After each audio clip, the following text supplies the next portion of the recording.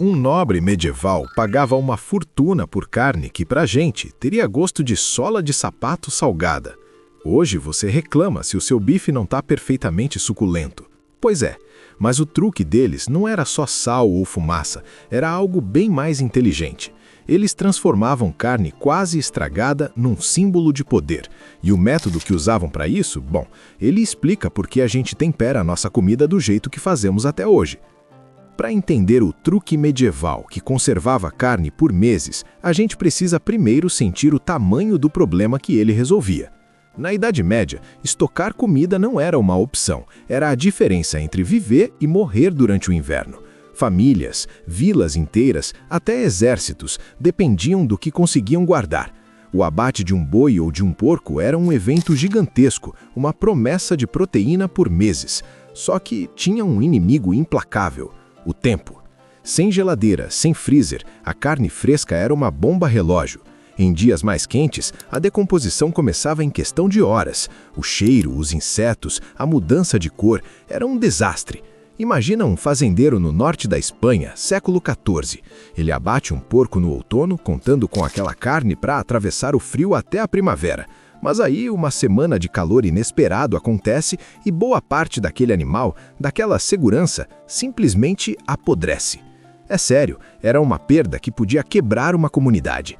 Para a gente ter uma ideia do tamanho do desafio, hoje a recomendação sanitária oficial é que a carne crua não pode ficar fora da geladeira por mais de 2 horas. 2 horas. Pensa bem, eles precisavam que a mesma carne durasse meses, às vezes quase 1 ano. Foi exatamente esse desespero, essa corrida contra o relógio, que forçou cozinheiros e especialistas em conservação a buscar uma saída que não dependesse do frio. E o mais curioso é que essa mesma lógica, essa necessidade de conservar comida sem depender de uma tomada, não morreu na Idade Média. A pressão para garantir provisões em qualquer condição é a razão pela qual alguns exércitos modernos ainda treinam seus cozinheiros em técnicas de conservação sem eletricidade. Essa pressão para transformar carne fresca num estoque seguro que durasse meses foi o que forçou a criação de uma técnica que era parte ciência, parte arte. Deixa nos comentários qual parte dessa história mais te surpreendeu. E essa técnica, que misturava precisão com o que se tinha à mão, era ao mesmo tempo genial e surpreendentemente simples. Tudo começava com o sal. A carne era esfregada com ele não só para dar gosto, mas principalmente para puxar a umidade para fora e já eliminar parte das bactérias na superfície. Depois, ela ia para um cozimento bem lento, em fogo baixo, até ficar macia. Mas o verdadeiro truque, a virada de chave, acontecia na hora de guardar. A carne, já cozida e fria, era colocada em potes de cerâmica, e então vinha a cobertura. Gordura líquida, geralmente do próprio animal, derramada por cima até cobrir tudo. Quando essa gordura esfriava em temperatura ambiente, ela virava uma tampa, sólida, branquinha e impermeável. Simples assim. Aquela camada de gordura criava uma barreira física contra o oxigênio, e sem ar, a maioria dos micróbios que estragam a carne simplesmente não consegue se multiplicar. É como deixar uma planta sem regar. E funcionava. Pensa bem. Registros de mosteiros e cozinhas de nobres dos séculos XIV e XV falam de carne de porco e de caça guardada desse jeito por meses. Isso era uma revolução para quem precisava de comida em viagens longas ou durante os períodos de jejum da igreja, quando carne fresca era proibida. O mais curioso é como a gente esqueceu que isso era uma técnica de sobrevivência, porque o método era tão bom em preservar que ele também criava um sabor e uma textura únicos. E foi aí que a técnica de conservação virou uma receita. Pratos que hoje a gente considera sofisticados, como um confite, nasceram exatamente assim, como um jeito de fazer a comida não estragar. A necessidade de guardar a carne por mais tempo acabou, sem querer, criando pratos que eram valorizados não só pela durabilidade, mas pelo sabor que esse processo todo criava. E o mais impressionante é que esse sabor, na verdade, era um efeito colateral. O verdadeiro truque acontecia num nível que eles nem sabiam que existia, o microscópico. Na cabeça deles, o processo era prático, mas o que eles estavam fazendo, sem querer, era uma operação de microbiologia. Primeiro, o sal. Ele não só dava gosto, ele literalmente puxava a água de dentro para fora da carne por um processo que hoje chamamos de osmose. E sem água, a maioria das bactérias simplesmente não consegue se multiplicar. É como deixar uma planta sem regar. Depois vinha o cozimento, que funcionava como uma primeira esterilização, matando boa parte dos micróbios que já estavam ali. Mas a genialidade, pensa bem, estava no passo final, mergulhar tudo em gordura. Aquela camada de gordura que endurecia por cima do pote não era só uma tampa, ela criava um ambiente quase sem oxigênio. E sem ar, a maioria dos micróbios que causa aquele cheiro de podre e estraga a comida precisa de oxigênio. Sem ar, eles não tinham chance. O que eles estavam fazendo, sem ter a menor ideia, era controlar um negócio que a ciência hoje chama de atividade de água. Para você ter uma noção, a Organização das Nações Unidas para a Agricultura e Alimentação diz que para inibir a maior parte dos micróbios, você precisa baixar esse nível para algo entre 0,94 e 0,98. E era exatamente essa a marca que a combinação de salga e cozimento deles atingia. Simples assim. Quando você junta tudo, o que eles criaram foi uma fortaleza de 3 camadas. Uma química, com o sal desidratando, uma térmica, com o cozimento limpando, e uma física, com a gordura bloqueando o ar e os insetos. E é aí que a gente entende a verdade. O cozinheiro medieval que dominava essa técnica não era só um cozinheiro. Ele era, ao mesmo tempo, um químico prático, um engenheiro de armazenamento e um gestor de risco alimentar, tudo numa pessoa só. Eles tinham um sistema que funcionava, mas não saber o porquê significava que um pequeno desvio na receita não estragava só o dinar, podia custar a vida.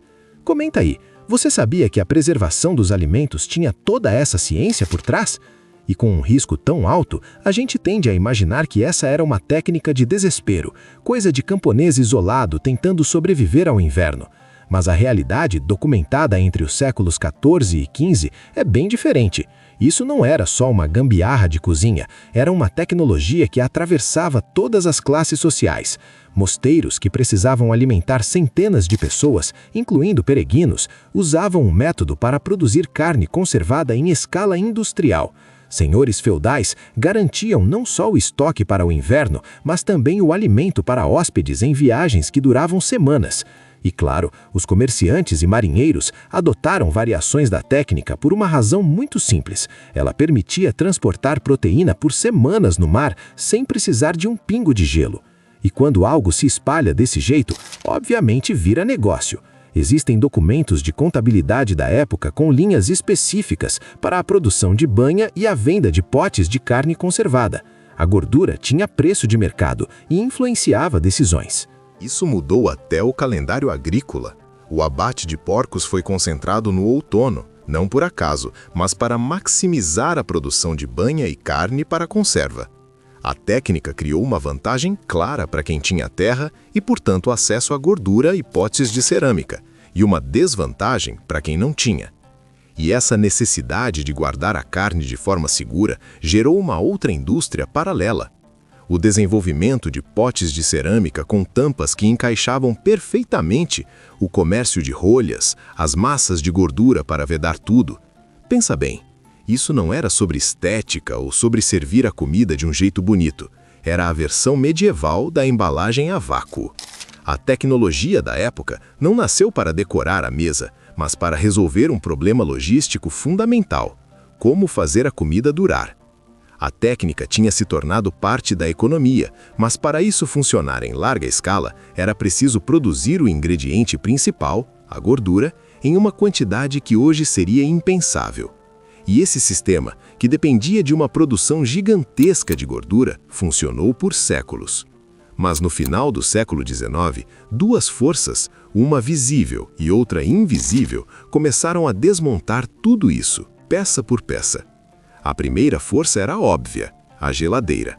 A partir do final do século XIX, a refrigeração artificial começou a se espalhar. De repente, era possível guardar carne fresca por muito mais tempo, sem precisar de todo aquele ritual com gordura e potes de barro. A indústria da carne abraçou a novidade, claro. E com o tempo, ter gelo e equipamentos de refrigeração ficou cada vez mais barato, tornando o método antigo simplesmente obsoleto para o comércio em larga escala. Mas a segunda força era muito mais assustadora, porque era invisível. Foi quando a ciência descobriu os micro-organismos. Especificamente, um tipo de bactéria que se desenvolve justamente em ambientes sem oxigênio, exatamente como o fundo de um pote de carne selado com gordura. E aqui vem a parte mais perturbadora. Essa bactéria podia produzir toxinas mortais, sem que a carne mudasse de cheiro ou de cor. Pensa bem, você podia abrir um pote que parecia perfeito, com a carne intacta, e ele podia conter um veneno invisível. O truque que alimentou gerações, de repente revelou um risco que ninguém podia prever.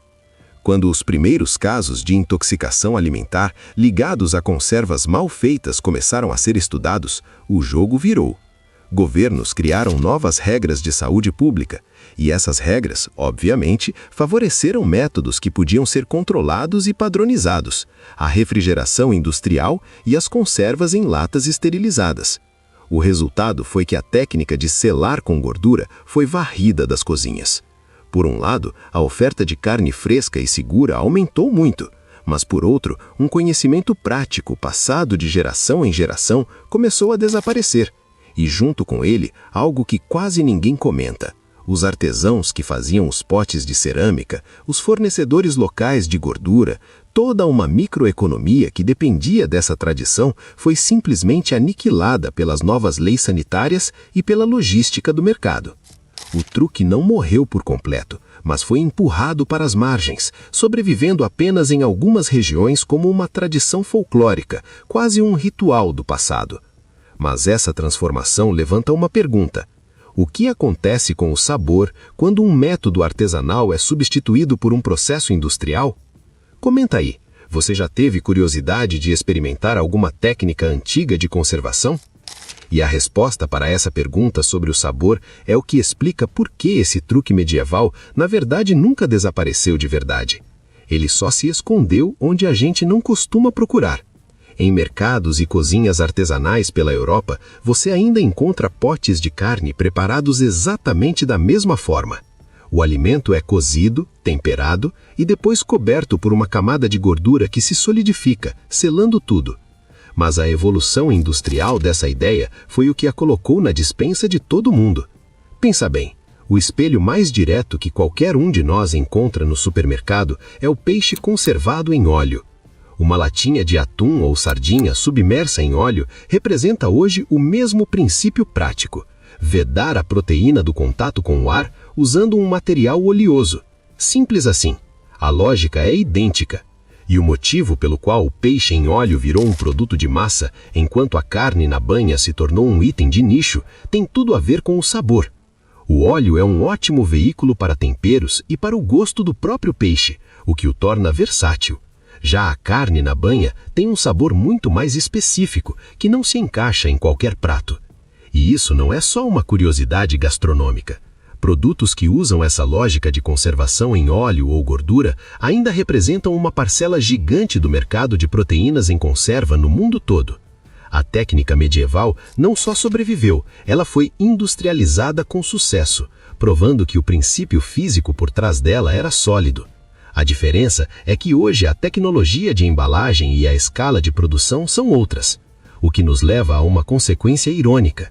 A mesma técnica que garantia a sobrevivência de uma família inteira durante um inverno rigoroso, hoje é o que garante que você tenha um lanche rápido e prático no armário. A mesma técnica que por séculos foi a única barreira entre uma família e a fome, hoje é o motivo por que você tem uma lata de atum na despensa para um lanche rápido. Da próxima vez que você reclamar porque o delivery demorou ou porque um alimento estragou na sua geladeira, lembre-se, o seu maior risco alimentar é um aplicativo. Você não duraria um único inverno deles.